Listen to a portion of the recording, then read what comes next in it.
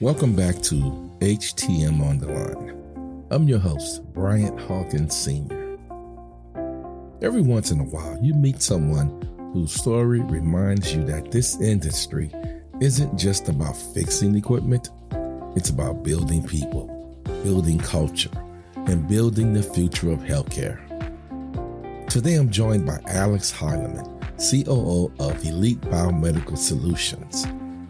She grew up around this industry, now helps lead a growing family-owned company, and is passionate about something we talk about a lot on this show, exposing the next generation to careers in HTM.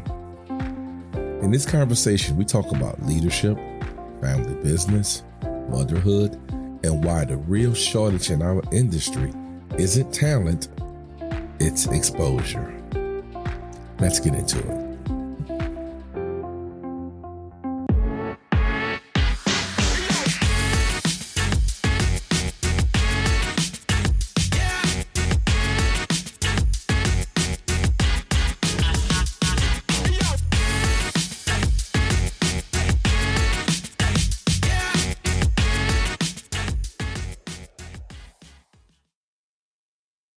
I have a special guest this evening.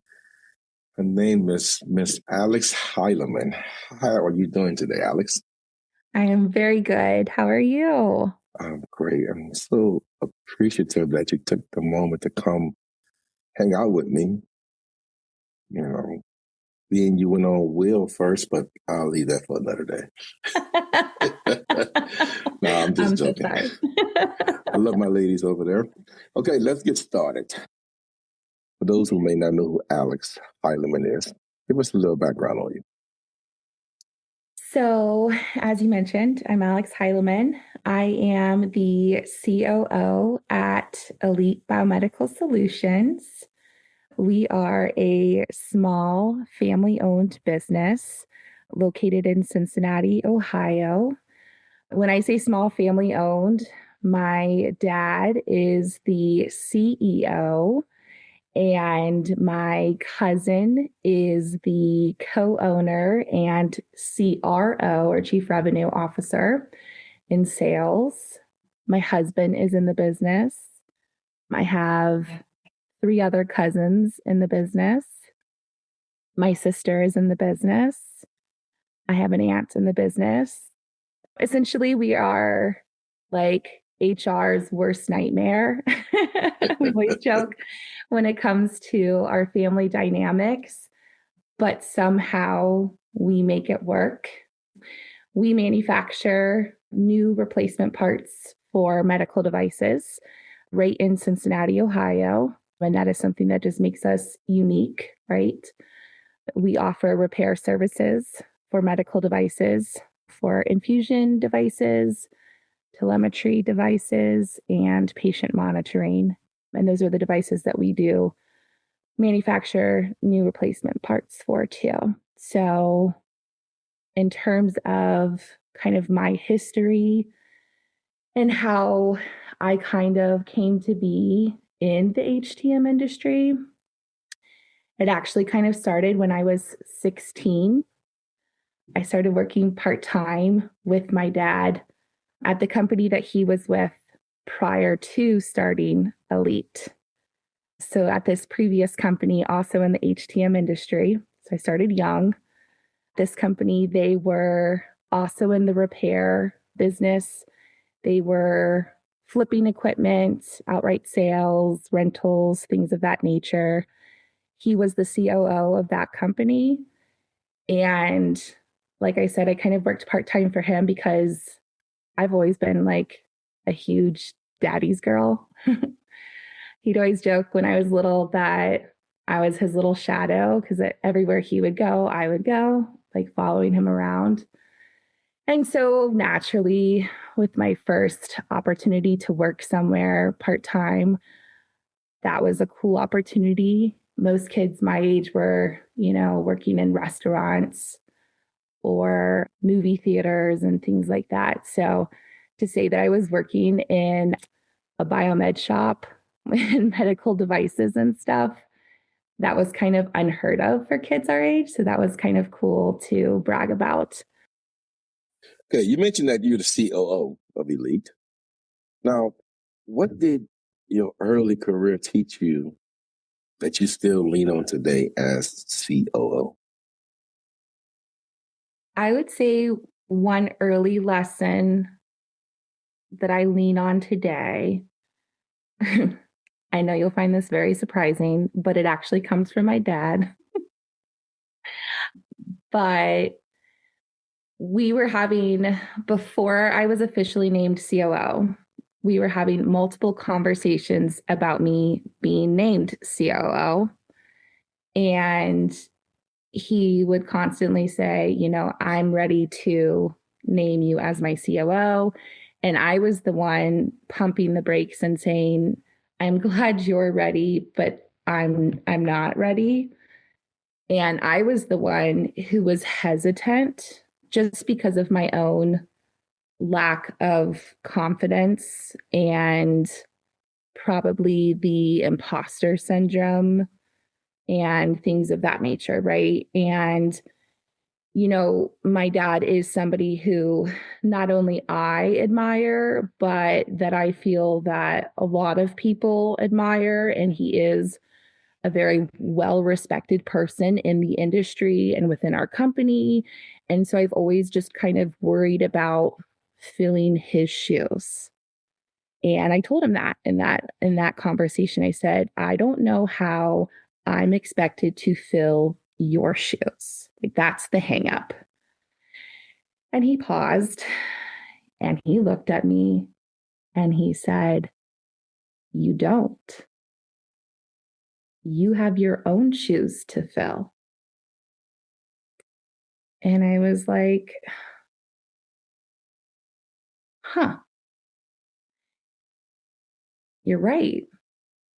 And him saying that in that moment kind of just completely reframed everything that I thought about with myself, how I viewed myself as a leader, leadership in general. Instead of trying to replicate who he was as a leader and who I thought other people were as leaders and what I think I should be as a leader, as a COO, I realized that I just need to be myself as a COO and as a leader. And I needed to figure out my own leadership style and what that means to me and how I want to lead. And so that is just kind of the one lesson that's just always stuck in the back of my mind, and that I try to kind of remember and remind myself, daily as I operate as COO. Now, there's a saying that, I keep this close to my heart when I'm thinking of a person that came before me. And, they always say, man, you can't fill that person's shoes. But great leaders, they don't leave shoes for us to fill. They leave paths for us to continue.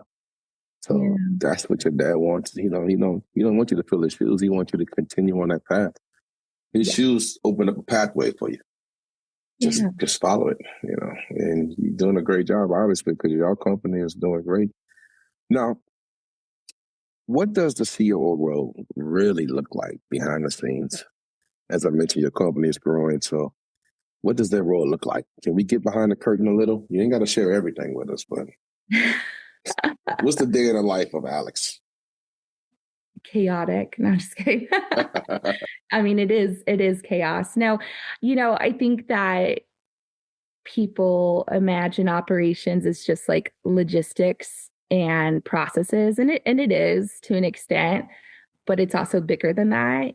Operations is where vision either becomes a reality or where it quietly dies, right? So, like, my job is to build systems that make success repeatable, systems for people, systems for processes, for our culture, for our accountability. Because if something only works when one person is pushing it every day, then it's not a system, it's a dependency. So, that's why my dad and I's relationship in particular, as him being CEO and me being the COO, works really well hand in hand. And you'll see this in a lot of companies, right, where your CEO is typically kind of like your visionary, right? And your COO, or the right hand person, is typically like the executor. So like he has these big dreams, these big goals, these big visions, and then it's my job to come alongside and figure out, okay, but how do we make these visions come to life? Can we, or can't we, or can't we, And, there's days where he'll constantly be throwing darts at the wall, and some of them stick and some of them don't. And I'll let him know that, we're very candid in those conversations, but, we try to figure that out together. And that's just kind of, how we roll. KPIs, everybody looks at key performance indicators. Mm-hmm. What KPI would you say matters the most to you? And how does it drive your decision making, if you had to pick one? If there's one. Just one? I mean, do I have to pick one? Give me two. Maybe three. I was going to say, I have three.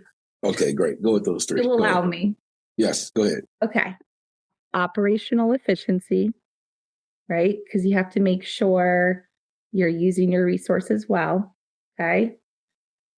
Customer outcomes, especially within the HTM industry, healthcare, right? Because that quality and reliability are super important in healthcare. Okay. And then leadership development. No matter what industry you're in, leadership development are super important, because the depth of our leaders is what determines how far your organization can grow. So operational efficiency, customer outcomes, and the leadership development would be my three. Awesome. Now, you mentioned a lot of family members as part of the team. Yes. How does that influence the way you lead? I mean, does that make it better, or does that make it more challenging?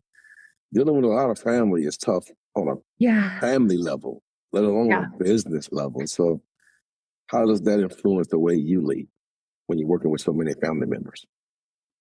It's challenging. It's a privilege, but it's also a responsibility, I think is the best way I can put it, right? Like it's both of those things. It's so fun and exciting, but it does come with challenges too. And so for me personally, I just try to be so like as aware as I possibly can. I try to be super understanding. I try to have the emotional intelligence. I try to always think business first in the business setting, and then family first outside of the business, right? Like I try to keep those boundaries in place, right? Like so when we're in the office, we're talking as CEO and COO, or like in my sister's case, she's our chief vision officer. So CVO and then COO, or whatever the dynamic is in our roles, right? Like we try to keep those boundaries as best as we can in the office. And then outside of the office, we're family. And we try to not talk about business at home and at the dinner table or at family events. But again, at the end of the day, we are human, and those lines do blur, and it can be challenging. And sometimes feelings can get hurt, and sometimes we don't always all agree with each other. But the good thing too is, as I mentioned earlier, with like the start of Elite and stuff, is we all very much believe that like this is God's company. God is who helped us create Elite. We all feel very strongly in our faith of God, and we try to remain, and keep our eyes on God in those situations, and remain faithful in those situations, to know that, like, at the end of the day, like, our our family dynamics are important and stuff, and it will all work out the way according to God's plans, right? And so it can be challenging and it can be great. I do get a hug from my dad every morning in the office, so that's one of the perks. Oh, that's cool. That's cool. I mean, because, today's workplace, they try to avoid the F word. Yeah. Don't say family, but you guys can't avoid it because you literally are family. So Yes. it's, I guess, let me ask you this. I mean, you mentioned that y'all don't really you try to keep it separated. Yes. Well, you mentioned how your dad gives you hugs every day. So that's probably one of the biggest advantages of having family in the building. But what are some other advantages you may say that you have working alongside family? I would say one of the biggest advantages is how much we trust each other, right? Like, because we're family, there's that trust factor too. Like, we trust each other implicitly. So, like, at the end of the day, we know that, like, no matter what, we have each other's backs. We know that it's all hands on deck. And so that helps too, that you're never alone in the situation. And what's great too is there's so many people in Elite. The culture that we've built, I'll tell you, man, it's incredible. And there's people who aren't necessarily blood and technically have the Smith name, but they are family. And it is such a family environment. And it's just such a great culture and a great place to be. And I trust so many of those people implicitly. And that is such a perk, right? Because I know that I can step away, like, especially that's so nice as like a COO, right? Because I know that if I need to step away because a child is sick and I need to work from home or pivot my day for whatever reason, like, I trust that the team's got it handled at work in the office. I don't need to, like, call in and check on them or be worried about things dropping or anything like that. Like, I trust them implicitly. And that's a huge, huge advantage. Yeah, yeah, because the key isn't really the word family, but it's the behavior behind it. And Right. that's what Right. you're saying in a sense, Yeah. because your family blood is relatives. I tell Yeah. people that don't make you family, you're just relatives.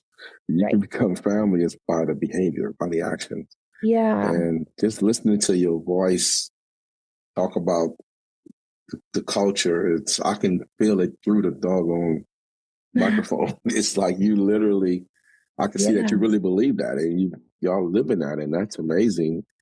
And it's got to be comforting too to go to a job where everyone feels like y'all running to the same accord, which is an awesome feeling.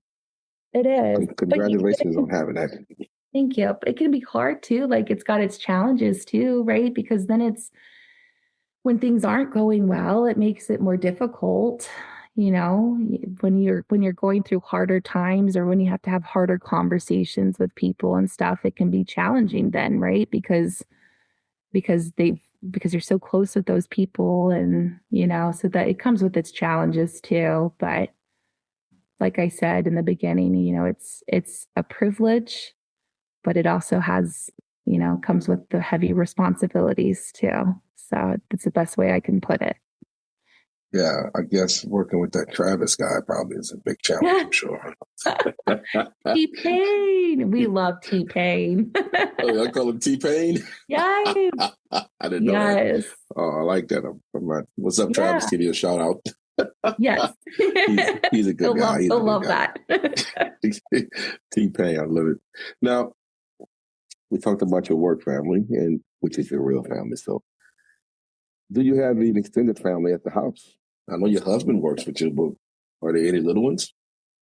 My little ones are too little. They don't work with me, but They come into the office often, and I love that because they love coming to work, which is so funny, right? If they have an opportunity to come in because they have a day off, or they're home because they're sick or something, they're like, "Can we go to work?" And I'm like, "I guess."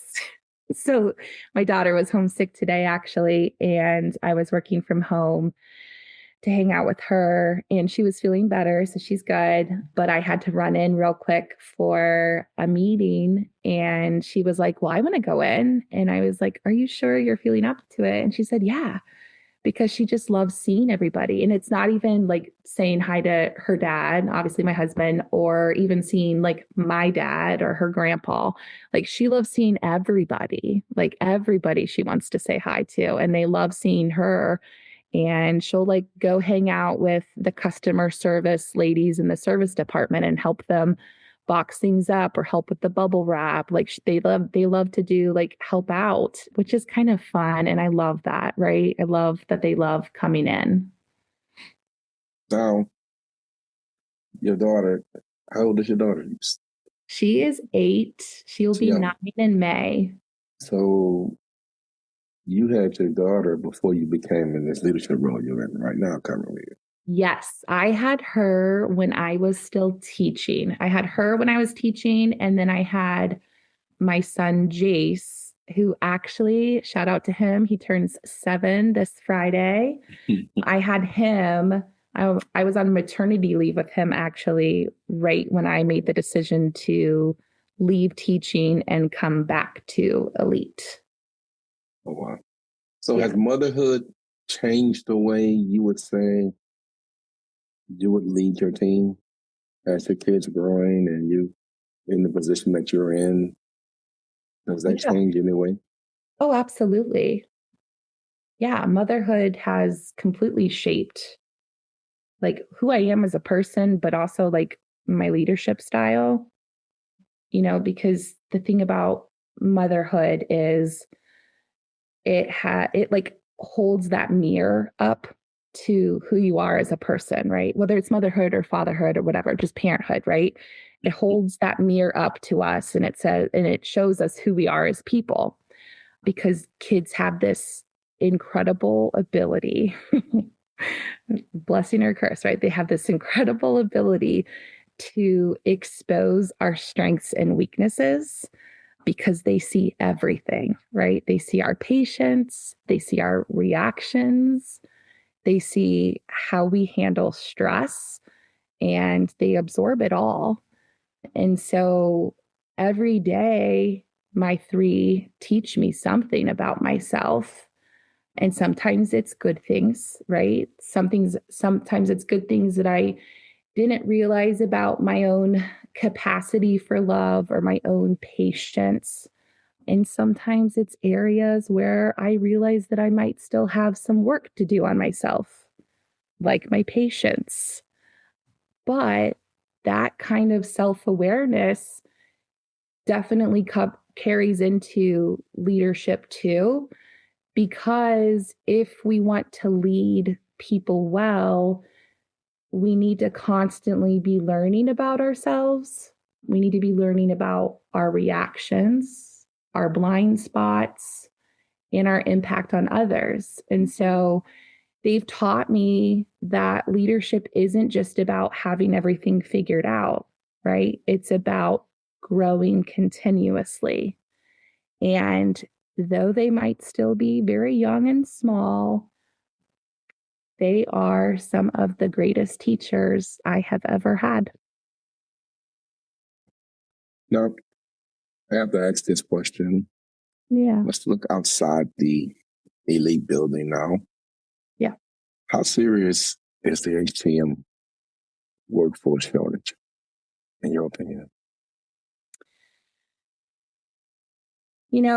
I don't think I would classify the HTM shortage as necessarily a talent shortage.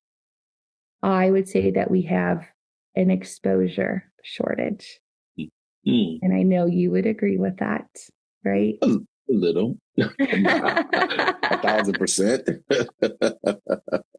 So it's very serious, right? Students don't know about the career. Schools are rarely introducing it. Guidance counselors don't necessarily understand it. And so they're not going to be able to pursue something that they aren't being introduced to. So, Now, what responsibility do companies like, I'm not trying to put Elite on the spot, but like Elite Biomedical have in building this next generation? Do y'all take some responsibility in that? absolutely. We can't sit back and expect schools to solve this workforce problem for us. So we have to participate in building this pipeline, whether it's through mentorship, internships, exposure. And so for us as a company, what we've done is we do have partnerships with a lot of the local schools, both at college levels and the high school levels. So, for example, we have partnerships with UC in Miami. And with those partnerships, we do offer co op opportunities for students to come in, whether it's job shadowing or actual paid co op opportunities to work with us in our departments. And you then say UC in Miami, you're talking about University of Cincinnati and then Miami University of Ohio. Oh, okay. I'm thinking South Florida. Sorry. Like, I keep forgetting you're not from Ohio. So I just assume everybody knows what I'm talking about, Brian. Okay. I'm about to say, why y'all way in Miami? I mean, I thought you was up in Ohio. Okay. Miami University, Oxford, Ohio. Okay. All right. Now continue. And then we also do partnership with a lot of the local high schools too. And again, that's something that I'm just passionate about, right? Like I came from the education background. So here I am thinking like after I left education and coming back to the business world that, I was leaving all of that behind, but nah, baby, nah, I'm not. If anything, I'm just getting started, right? Like I have such a passion for the young mind. So I love getting involved with the younger generation and building the pipeline. So like this is my wheelhouse, And so we do offer tours and things like that. We actually have a local high school coming in a couple weeks. They've got 25 students that will be joining us for a few hours. And what they'll do is we offer a guided tour. And so they'll tour our whole facility. And we introduce them to all of our departments. And we'll do like a breakdown of all of the different job opportunities and career pathways within our company so they can kind of get a feel and be introduced to all of the different jobs and careers within a company like Elite. And then we have a career panel. So we'll have people from every department come and sit on a panel so that they can give them kind of an idea of their own experiences and how they've come to Elite and where they've worked and what their history has been in terms of schooling and non-schooling or certifications and accreditations. And then the kids will have opportunities to kind of mix and mingle and ask questions. And we've had really good turnouts and success with those opportunities too. And a lot of students will come back asking, can I bring my parents? Can I come back to job shadow? And that's been really exciting. Man, if you can see my face, man, I mean, it's amazing. Yay. God, man, y'all doing it over there. Awesome. We're trying. I'm stumbling over my words right now. Oh man, that is beautiful, man. Yeah. That's a quiet secret y'all keeping, man. That's amazing. We're not trying to keep it quiet. We just, That's an awesome example for any business that's listening. Yeah. I mean, 25 kids, if you get one, I know. That's a major accomplishment. Oh man. Yeah. I love it. I'm trying to think of how many, I guess I should start keeping track of how many boys and students we have coming through. Take a group picture of each one that come through. Yeah, we need to do that. I think we had 2 or 3 high schools come through last year. And I know we took a few pictures. So I need to start doing a better job tracking. I'll help you with that. I'll help you. Okay. I'll help you with promoting it. I'm so focused on the day of and just like getting them in and like, let's do this. Let's talk about that. Yes. I don't really think about like, okay, let's track this. Let's take pictures. Let's post about that. But right, I could be better at that. Yeah. Have you ever had one kid say they heard of the HTM ministry? Of the ministries? Of the HTM industry. Like after or before coming to us? Before. Not yet? So, wow. I had one kid that knew about it because her mom had a friend that was a biomed. Really? Other than that, nobody. I mean, I'm talking teachers, not just the kids. Teachers either. So nobody. You might find that one kid, and it might be because his kid he came to you as a kid. Yeah. And he grew up, but that's amazing. I love that. And keep doing that. Thank you. Everyone needs to know that, and everyone should be doing that. Yes, now, I agree. This is a bonus question for you. Okay. If you had to give advice to someone who is new in the industry, what advice would you give them? To not be afraid to challenge things within the industry.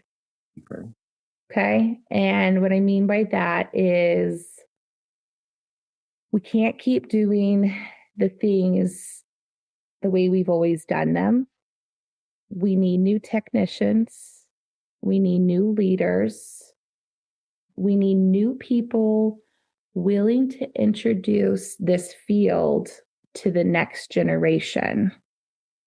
So for those newbies coming in as new BMETs to this industry, don't be afraid to challenge things and make a difference and shake things up the way this industry hasn't seen it before. Right? Yeah, right. Yeah. Like that. Now, I normally would ask you to give advice to someone that's been in the industry for a while, but I'm going to change it up a little bit. I want you to give advice to a young female BMed who is aspiring to obtain a leadership role. What type of encouragement would you give her? You don't need permission to lead. You just need to be willing to invest in yourself and build your confidence, and don't wait to be invited to the table. Pull up your chair and take a seat. I like that. Thank you again, Alex. I appreciate your time, and I love your passion. I love your charisma. You're very charismatic. Don't lose that. That's a great talent to have. And you're welcome back anytime. Anytime, you're always welcome. You're now part of the family of HTM On The Line. And I appreciate you. Thank you. Really enjoyed speaking with you tonight, too. Looking forward to many more conversations. Great. One of the most powerful things Alex said in this conversation is that the HTM Workforce Challenge isn't a talent shortage. It's an exposure shortage. There are students out there right now who could thrive in this field. They just haven't been introduced to it yet. That's why the work companies like Elite Biomedical are doing, opening their doors, bringing students in, showing them what's possible matters so much. If you're listening today and you're part of the HTM community, remember this. Don't just do the work. Show someone else the work. Because the future of this industry depends on who we inspire next. Alex, thank you again for joining us. And to everyone listening, thank you for being part of the HTM On The Line community. Y'all be safe out there.